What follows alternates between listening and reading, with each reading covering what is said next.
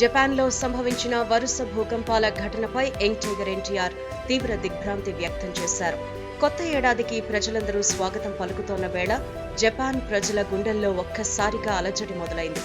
జపాన్లో షూటింగ్ ముగించుకుని సోమవారం రాత్రి తారక్ హైదరాబాద్ చేరుకున్నారు. వారం రోజుల పాటు అక్కడ దేవర చిత్రీకరణలో పాల్గొన్నారు.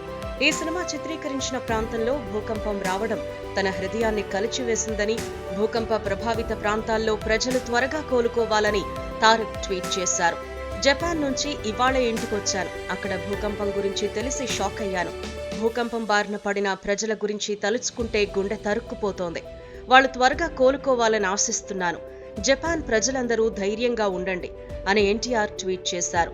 సోమవారం జపాన్లో దాదాపు 21 సార్లు భూమి కంపించడంతో పశ్చిమ ప్రాంతం అస్తవ్యస్తమైంది. 6 మృతి చెందగా పలువురు గాయపడినట్లు అధికారులు చెబుతున్నారు. ప్రస్తుతం ఎన్టీఆర్ కొరటాల శివ దర్శకత్వంలో పాన్ ఇండియా చిత్రం దేవరలో నటిస్తున్నారు. ఈ సినిమా షూటింగ్ శరవేగంగా జరుగుతోంది. దేవరలో బాలీవుడ్ బ్యూటీ జాన్వీ కపూర్ కథానాయికగా నటిస్తోంది. ఈ సినిమా 2 భాగాలుగా రిలీజ్ కానుంది. మొదటి భాగం ఏప్రిల్ 5న ప్రపంచవ్యాప్తంగా రిలీజ్ అవుతుంది.